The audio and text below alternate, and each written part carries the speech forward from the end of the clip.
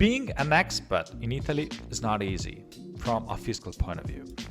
What makes this situation a little worse is that before even becoming an Italian tax resident, you must make a very important choice. Let's see what I'm talking about. In principle, there are four, let's say 6 different ways of dealing with Italian taxes. You can escape, you can fight, you can give up, you can evade, you can feel responsible, you can get a compromise, or reach a short-term goal. Let's start with the one, escape. Escaping is the same as avoiding. The conflict is not dealt with and the situation remains the same. You can spend in Italy as much as you want without any fiscal obligation. This is a lose-lose situation. Leaving before the 103 days limit more likely would minimize risk of receiving a note in the future. Number 2 is fight. Those who deal with the conflict have only one aim: to win. But winning alone is not enough, and somebody also has to lose.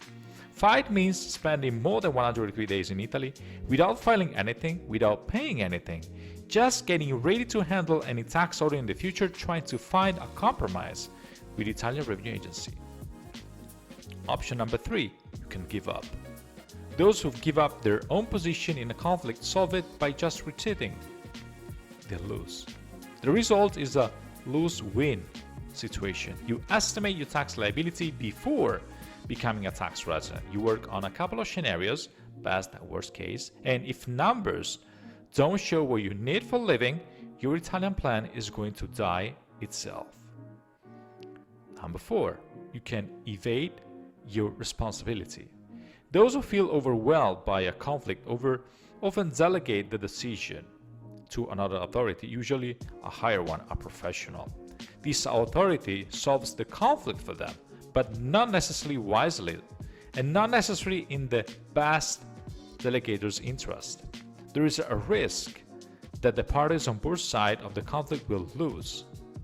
This happens when you hire an average commercialista in Italy with the goal of going with the cheapest quote, with the one showing you the best case no matter what, barely understanding your case study.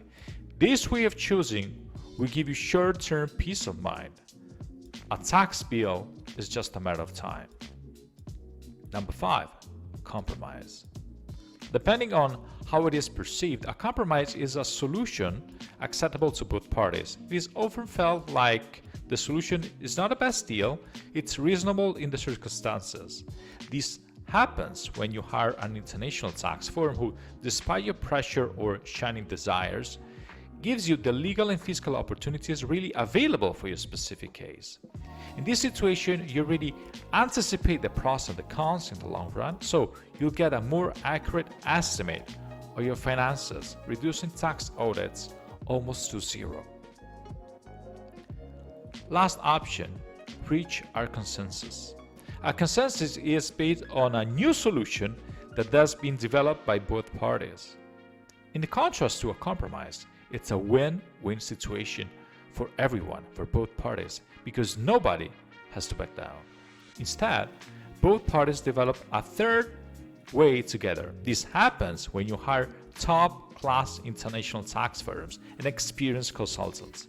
Being expert is not enough. The value comes when the tax professional in front of you can bring you something new, something you've never heard before, applying actual rules and exemptions in a secure and effective way.